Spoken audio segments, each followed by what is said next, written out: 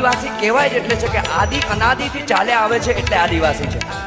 અને આદિવાસી જેવો પ્રેમ કોઈ જગ્યાએ ન મળે. ડાંગ વિસ્તારની અંદરમાં સૌથી વધારે જો મને કોઈ પ્રેમ મળ્યો હોય તો ડાંગ વિસ્તારની અંદરમાં મળ્યો છે.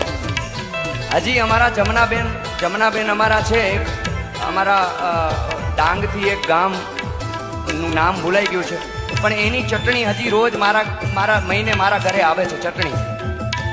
ચટણી અને જુવારનો રોટલો મારી વાઈફને બનાવતા નથી આવડતો. મેં એમને 1000 વખત વિનંતી કરી છે કે તમે આવો મારા ઘરે એકવાર.